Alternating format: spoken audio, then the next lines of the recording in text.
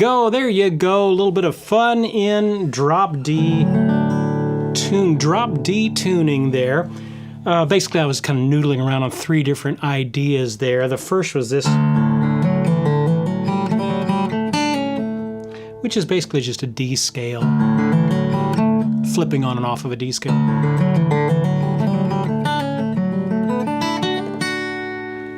Noodling around in D, anything in D. The second thing I landed on was this.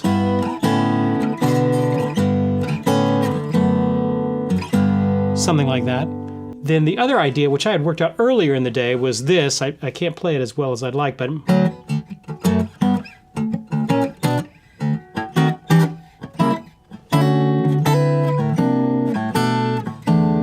sorry. Did I mention the part about how I wanted to play it a little bit better than I could? Hey, there you go. Hey, I'm Steve Krenz for Guitar Gathering. Thanks for joining us on this quick lesson about how to play in drop D. Drop D tuning is one of the most beautiful and accessible and easy to play tunings that guitarists can find themselves to playing in. So let's go over the basic. There is a PDF that goes along with this. The link is in the YouTube description down below, so go ahead and take a moment to download that and have that out in front of you. So here's the deal with drop D tuning. Everything is normal. The first string is normal, that's an E. Second string is a B. Third string is a G, just like normal. Then we have the fourth string is a D. Fifth string is an A, and here's where it gets fun. The sixth string, we're gonna tune down 2 half steps or a whole step down to a D. Where it would normally be at an E, now we're gonna tune it down to a D. So it's an octave below this fourth string D. So if you need to, go ahead and grab your tuner and get that tuned in nicely. Now, as soon as you drop that D, it's gonna wanna go back to the E, so it's gonna go sharp here in a minute, so you gotta continually kind of keep bringing it down for the next minute or so while it gets used to being at that tension. So that is how we get to drop D tuning. Now let me show you some of the fun things that we can do once we're in drop D tuning. So, first thing we need to do is we need to get kind of the lay of the land. Drop D tuning works great, of course, when you're in the key of D. You could also do songs in the key of G and they would work as well. But having that low D, normally if I'm playing a song in D, really the lowest I can get is this voicing. But now I've got this low D in there and I get this wonderful low growl to it. But the thing that you have to remember is that the sixth string is now 2 steps off from where it would normally be. So we would normally expect a G, let's say, note to be at the 3rd fret, but now it's gonna be at the 5th. So here's our G. Everything else is normal. There's A at the 7th fret. There's B at the 9th fret. So if you just gotta kind of keep the lay of the land there of what that is, it's an exact mirror of the 4th string. And that might make it easier. We have D, 2nd fret is E, 3rd fret is, or 4th fret is F sharp, 5th fret is G. Now I'm getting confused myself. 7th fret is A. So it's just like it would be on the 4th string, just a mirror of that. Let's get into some things that we can do with it. All right, so first thing we need to do is let's just kind of get at the lay of the land of how we can play in this drop D tuning. It's fairly easy for a switch for a guitar player to make, and you get some wonderful sounds out of it. First thing we need to do is we need to kind of establish where's the D scale. So let's go ahead and take on this 4th string, and we're going to do the D scale just up the string. So we have, there's D, there's E, there's F sharp, G, A, B, C sharp, and D, and if I add that low A and low D to it now, I get this wonderful growly sound to it.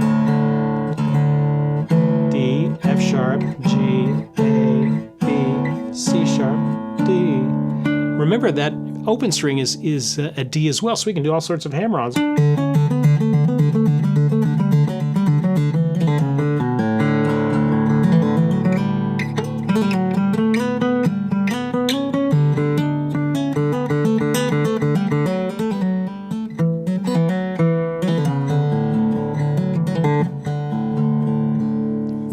fascinating, wonderful sounds you can get. It almost sounds Celtic in a way when we play a scale that way. Okay, so we've got a D. We kind of know the notes on the D scale on the 4th string. Let's put it on the 2nd string. So take a look at the PDF and let's flip that over to the 2nd page. We can add that D scale on the 2nd string. So we have D, A, D. Then we have D here at the 3rd fret, E, F sharp, G, A, B, C sharp, D. Remember, in the key of D we have F sharps and C sharps. So we have to keep that in mind. Hey, we can even play those in thirds. So look at that first line of music there on page 2. We're just going to do these in thirds on the 1st and 2nd string. D and an F sharp, E and a G, F sharp and an A, G and a B, A and a C sharp, B and a D, C sharp and an E, and D and an F sharp there.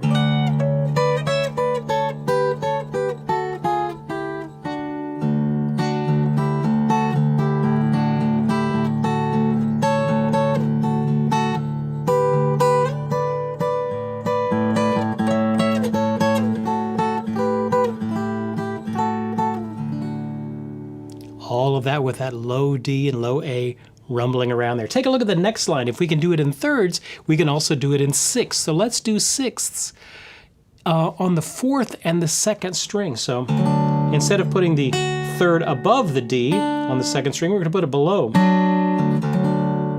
So we end up with a 2nd finger, 1st finger combination here. 2nd finger, 3rd finger combination there. So 2nd finger is going to play all of the notes on the 4th string. Now I've got the notes written in the tab and the music notation. A little hard to do without a cutaway.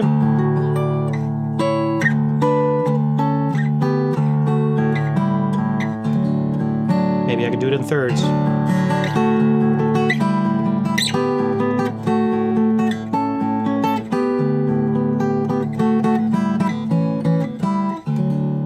Very pretty way to get some melodies with it. All right, let's kind of elaborate that a little bit more. If I can do it in thirds and in sixths, let's put a triad chord with it. So this is a D major triad here. Again, this is the 3rd line on page 2. There's an E minor triad there. F sharp minor triad there. G, A, B minor. Kind of a C sharp minor 7, and then back to D, all the way up there.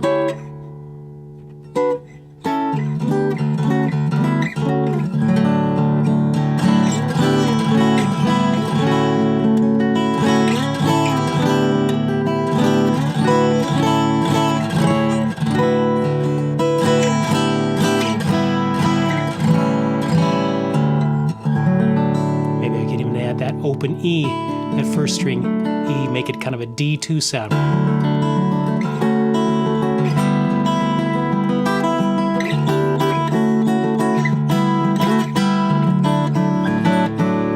Oh, lots of good fun things that you can do. Of course, any harmonics also sound great. The D harmonics there at the 7th fret. Now I also have that low one that adds in there as well. Oh, maybe I can do hammer-ons with a kind of a pentatonic scale.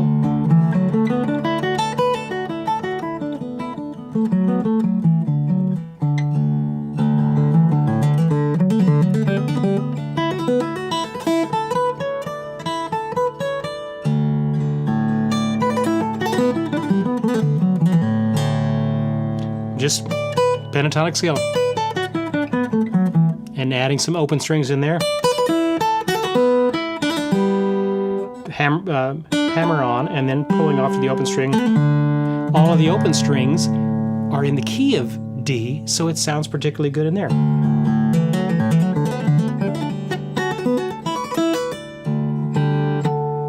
Lots of fun things you can do. Take a look at the next page. If we can do thirds, and we can do sixths, and we've done chords, now let's take those the root and the 3rd, and split them even further apart, and make it a 10th. And so I end up with some cool little variations here.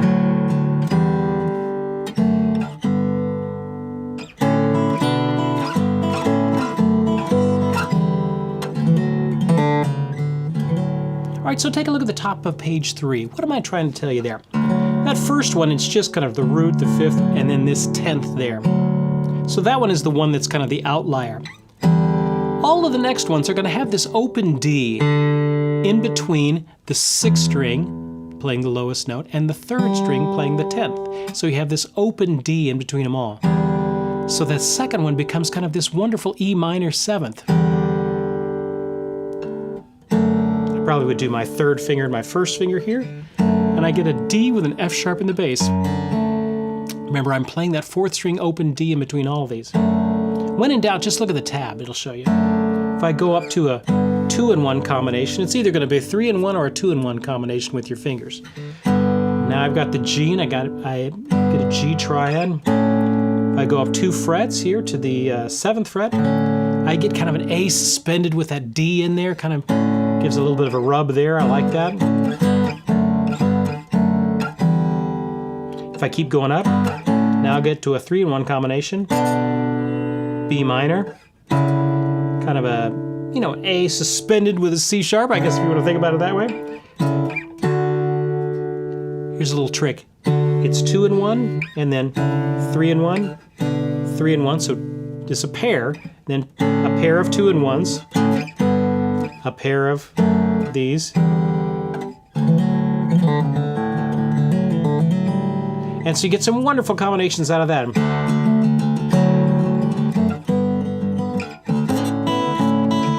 Just hit some other strings in there.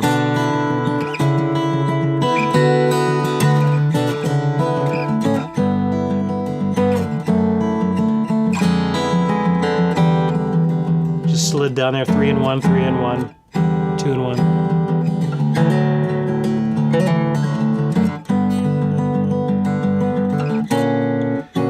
Kind of a F sharp with an A sharp in the bass, leaving at that B minor.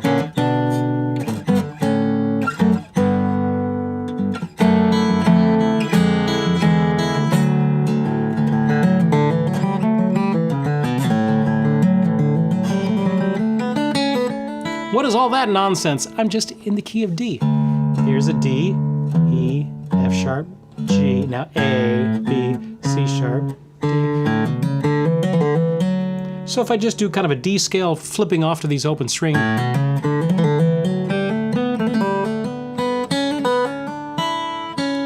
B, C sharp, D, E, F sharp, G. I kind of like when I'm in drop D to be in the 2nd position here. So I'm not in the open position like I would be normally here. I've got my 1st finger hanging around this 2nd fret.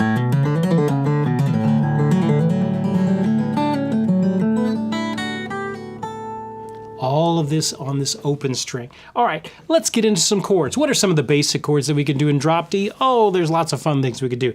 Well, we've got a regular D, a normal D triad here, but I've got my low 6th, 5th, and 4th.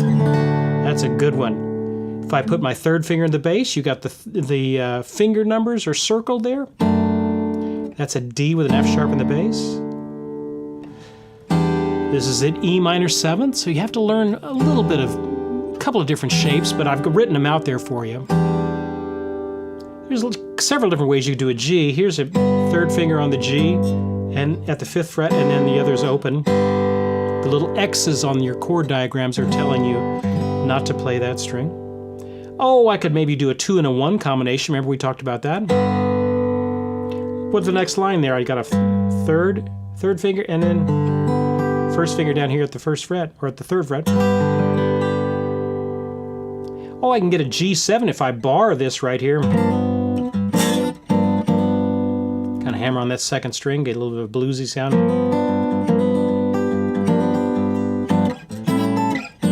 That one's movable because I don't have any open strings. So there would be an A7th. You see a couple of blocks over. What about that G major 7th? Here's a pretty one. That's a nice one. 3rd finger, 2nd finger, that open G right there, a little bit of a clash, a little bit of a rub there with that 1st finger there. What about that B minor at the end of that line?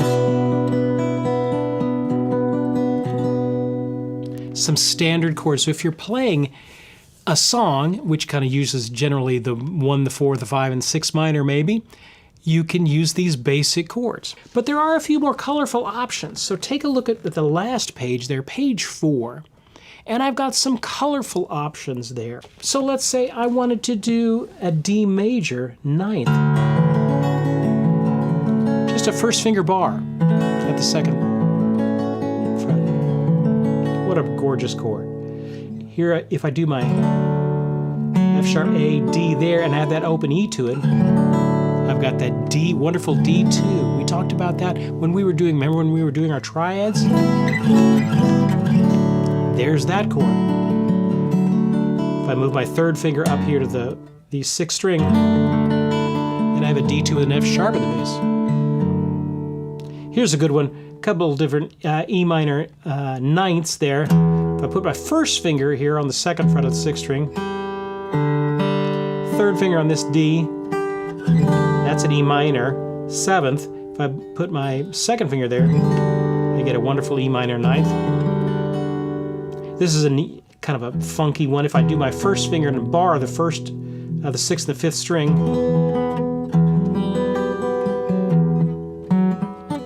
there it is. That's an E minor 9th as well. I thought I would throw this one in. This is kind of an E 7th. You're going to play that as a secondary dominant if I'm in the key of D.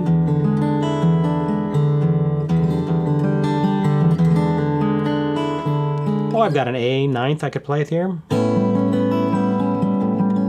So you've got wonderful different options that you can play for all of these chords. You've got the 1, I've given you several different ways of doing the 1, the 4, the 5, the 6 minor in there as well. Let me just kind of noodle around for a little bit on some of these chords.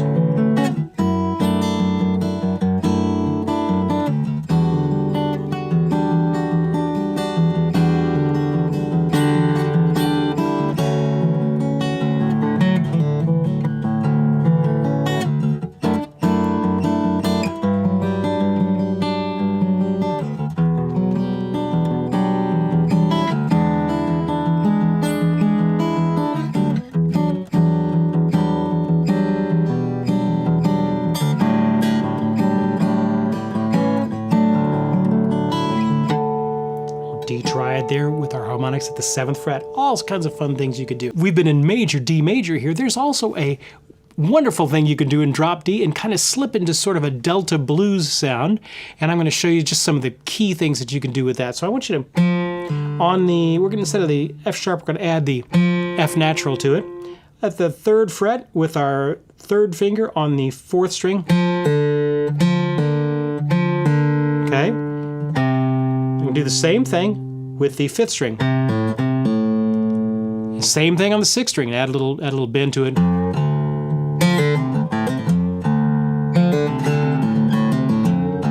Just start noodling around with all these.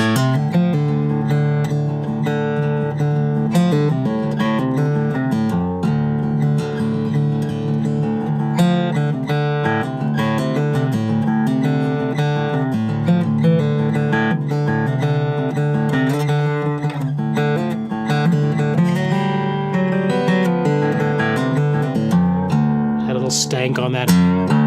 There you go. Hey, on power chords, where power chord would usually be in this sort of a shape, but now on the lower strings, it's just a 1-finger thing. Look at this next lick here. I've got a couple of them here, the drop D blues licks. Pull off, 3-1, 3 open, 3 open. A little bit of a little stank on that one. Bend up there. Look at the last one, the little advanced lick there. I'm just going to go down kind of in the key, if you want to think about it. I'm in the key of G, kind of a mixolydian, D mixolydian, if you want to think of it that way. And I have 3-2, we'll open.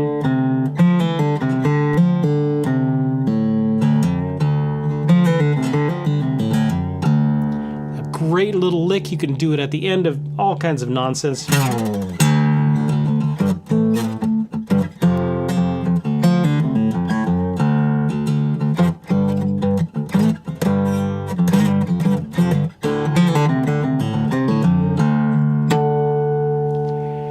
Kind of gives you that Delta blues sound. Add a few D's dominant 7th chord.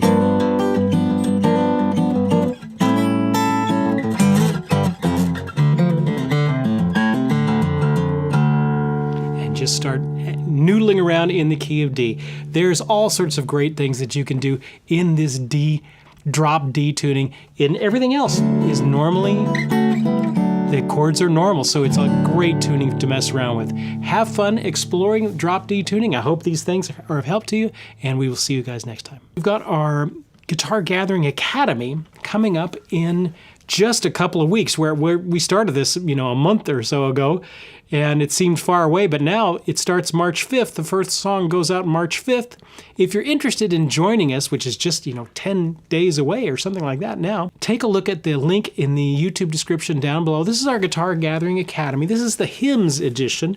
We do one hymns session each year as we build up toward Easter, and we go through 4 different hymns. I send you a lesson video.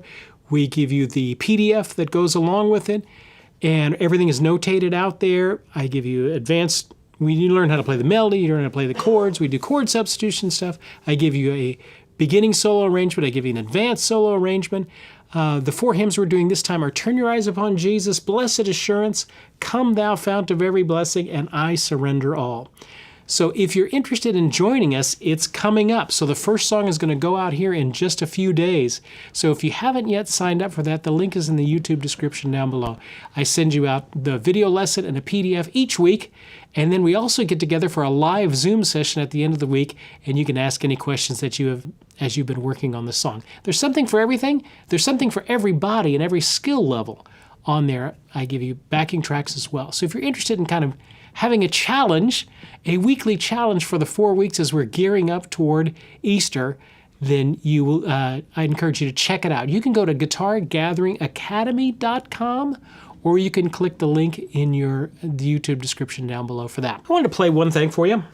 This is from John Knowles, wonderful guitarist here in town, a contemporary of Chet Atkins, one of the very few that has been designated as a certified guitar player by Chet Atkins himself. And this is an arrangement that I have come across of Vincent. Remember the old Don McLean song, which was released, I think, back in 1972, if I got that right. It was released in 1972 in February. So this month in 1972, he had been doing some school assemblies back there in his career. And while he was kind of waiting for the assembly to go, he was reading a biography of Vincent van Gogh. So he jotted down on a paper bag the words to this song that he had written for Vincent van Gogh after looking at that biography of Vincent van Gogh. John Knowles, this wonderful guitar player that we've had at our fingerstyle retreat. I'm going to try and get John Knowles this time as well. But I put the link in the YouTube description down below. If you're interested in getting this arrangement of Vincent from John Knowles, the link is in the YouTube description down below, and I would encourage you to do it. He puts out tremendous resources. What a gift to guitar learning he has been with all of these things. So here's a little bit of Vincent, the John Knowles arrangement.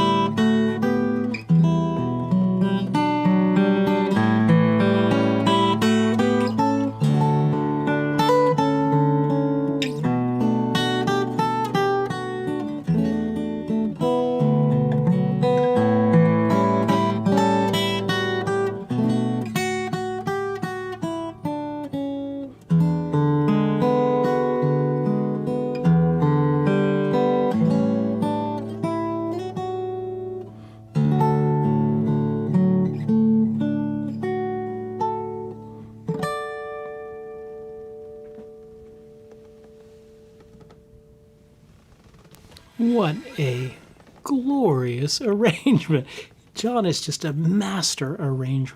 Gene is asking here, so Vincent is in the quarterly number 7 of his fingerstyle quarterly. Yes, it is. That is he has a newsletter that he published for many, many years, and this arrangement is in that. And there's also several other arrangements that are in that. And I believe it comes with the recording as well, if I remember right. So it's not just the notes and the tab and the fingering and all that sort of stuff, but it also, I believe there's a recording that comes with it as well. If not, you can go onto YouTube and type in John Knowles and Vincent, and he will, there'll be a recording of him doing that. What a glorious arrangement of it. Buy everyone you can. John is a great man, and he has been a resource for learners for years, so I have no problem at all recommending his stuff. I'm going to talk a little bit about performance anxiety, something that everybody wrestles with to some extent, is performing live.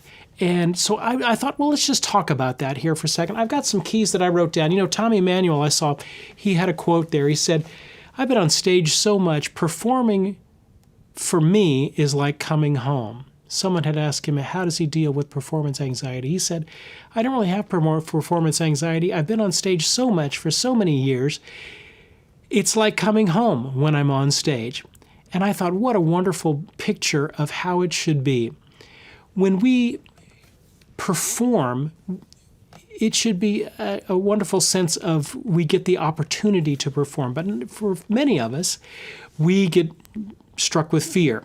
I read somewhere one time that second only to the fear of death is the fear of being up in front of other people for many people.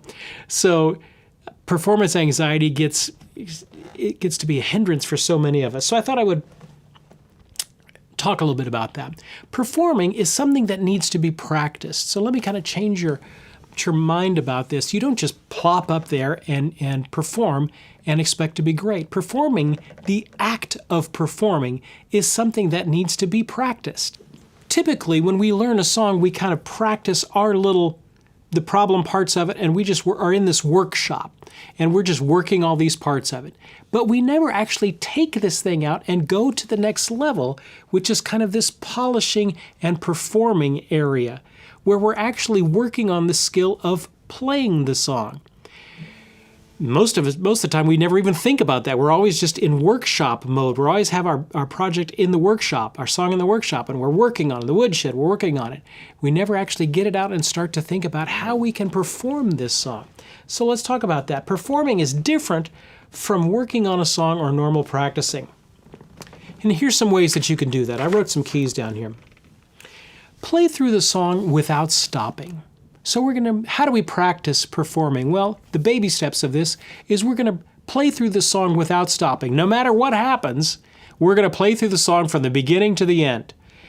And it's a good practice for us to figure out how to maneuver and keep the song going if a mistake is made, because mistakes are going to be made. Think of it like you're riding your bicycle. We need to maneuver all of these different things, and sometimes the bicycle's going to wobble. One of the skills that we need to become better at is recovering from a mistake, so we don't just completely crash and burn and fall.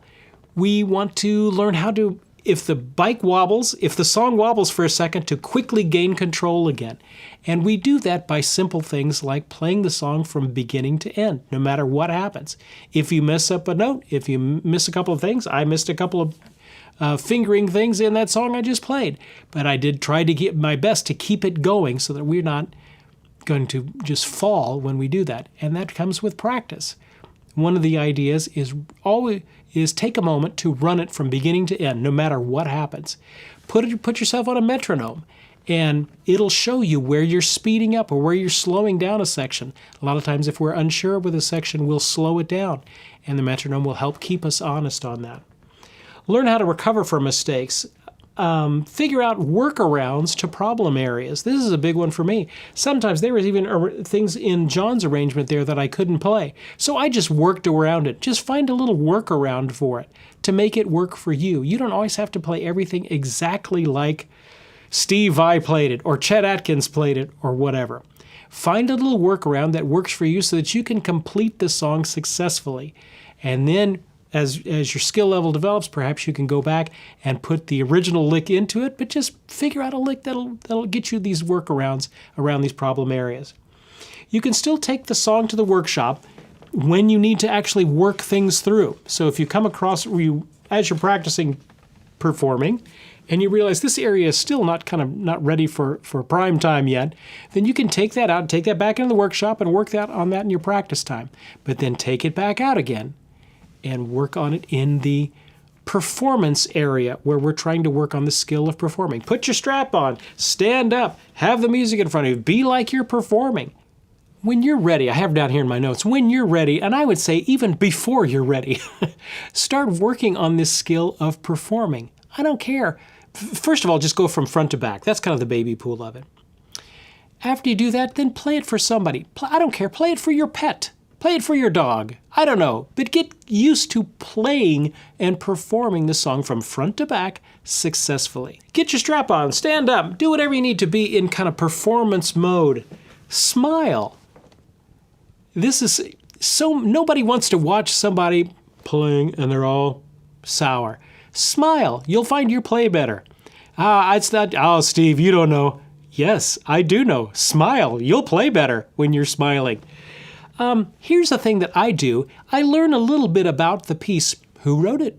When did they write it? What was the composer like? We find one or two or three unique points of interest in the song and then jot them down. In the song that we just did with Vincent, I did a little bit of nickel's worth of research on it, 5 minutes, probably less than that. It was written by Don McLean. It was in 1972. Don had it. And a little story will help you kind of cement that song rather than just being like a deer in the headlights when you have to play. Now you suddenly have a little story that you could tell with the song. And I write that right on my music. Oh, it was written in 1951. It was written by this. And I have a unique little story. So whenever I do need to play it for somebody, I've got something cute to say with it. It doesn't come naturally. You don't just on the fly do that. You practice that. I practice that. I write it in my music, these little points. Speak clearly. When you're performing a song, you are recreating, you are bringing life back into this song. So think of what happened. The composer came up with this song, had this wonderful, magical, musical moment with this song. Wow, we want to have this magical musical moment more, so let's write it down. So he wrote it down onto music. Now, 10 years later, 5 years later, it goes all over the world, 100 years later, 300 years later, whatever. Now I've got this lifeless piece of music, sheet music, and I've got to then, these notes are on there, but when I start to play it, I am now recreating, rebreathing into this thing and making it a magical musical moment again, just like it was when the creator, the composer of the song, did it. I think of that concept a lot when I'm performing. It is tough to get the music off the page and to start breathing life into it again.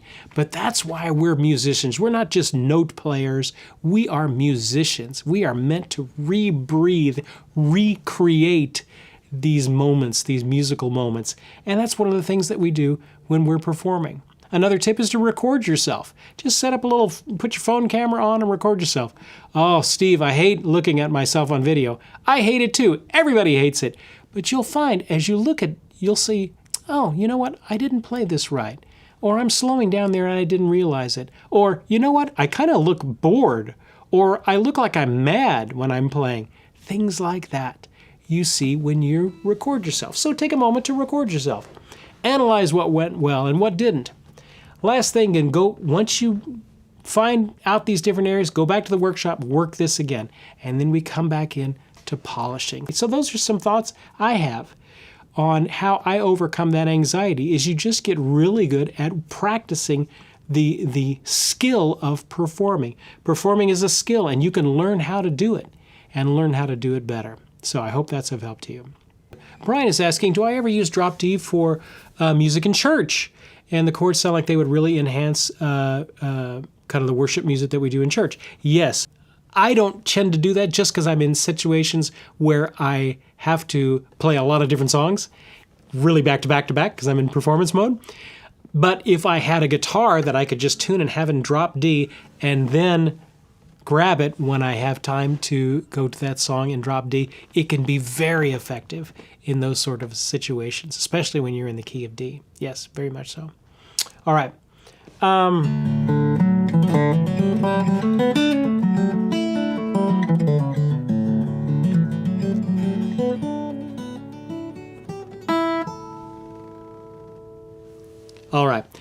All right, let's start to land this ship there. I want to play one more song for you. This is Appalachian Morning. I did put the link to this in the YouTube description down below.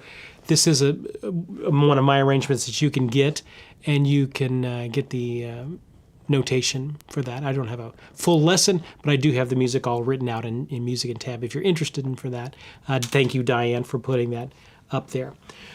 Before I play this last song, I want to talk about an important thing. Someone mentioned there, Will McFarlane.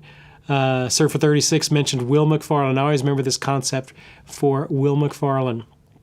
He talks about you need to embrace feeling stupid. And I thought, wow, that is so great. Let's talk about the inner game of guitar. You need to embrace that feeling of being stupid. Will McFarlane says, embrace the suck. Embrace that time that you are not playing very well at it. If you cannot get comfortable with that feeling of being stupid, that sensation of not being in control, if you can get comfortable with that, then you can learn. But I've worked with so many students that they're just so, I've got to always be competent at everything. And they just fight that feeling of being unknowledgeable. And they fight it so much, and I go down to Paulette after it's done, and I said, they'll never get it. They'll never get it. They're fighting it too much. You've got to come at learning with a little bit of humility. And you can't be, I'm going to be perfect at this. No one expects you to be perfect at this. You're going to play a lot of really sucky things before you start making music out of this. If this was easy, everybody could do it. Embrace that. Don't shy away from that. Don't fight that. I hate how bad I sound. Don't do that. That is so unhelpful. Just relax and start exploring. You'll make some mistakes. You'll make a ton of mistakes, but just, you're always trying. You're always reaching. You're always striving. Don't fight against that feeling of being, I don't want to say incompetent, but not competent in the tasks that you are doing. The more relaxed you can be when you're learning and you make mistakes, you just drop it and come right back at it again. The farther you will get. If you can't get comfortable with that feeling of being unknowledgeable, then you're going to have a very short career of learning. It's pride, really. It's pride that says to ourselves, we always have to look good no matter what that is. When you're learning something, you're not going to look good. You see all these Olympians out there? Wow, they're fantastic. And they didn't start that way, but they just kept learning and kept learning at it. So resist that. Don't fight that feeling. You'll get a lot farther in your learning. Just relax. Be kind to yourself and the learning process, with your learning process and pace. Stop thinking that you know everything. Oh, wow, that's a big one. Stop thinking that you know everything. And stop fighting the process, and you'll get a lot farther. Okay, Diane puts up a quote here by Joe Walsh. Everyone's awful when they start out. You just got to get the awful out of your system, man. That's right. Oh, gosh, that's true. I heard another, I forget where I heard it, but for professional musicians, when you're just learning an instrument, your ear knows what it should sound like. And so it's very frustrating when you can't get that out of your fingers. And it becomes, you think that there's this big problem when it's not. You just physically can't do it yet. But your ear knows what is right. So your ear will guide you to the right sound if you just kind of relax and start going with the pace of it all. Here's a little bit of Appalachian Morning. This is from the fingerstyle course that we did. This is in drop D tuning. Uses a lot of these open string scales. That sort of thing. So here we go. Let me play this for you.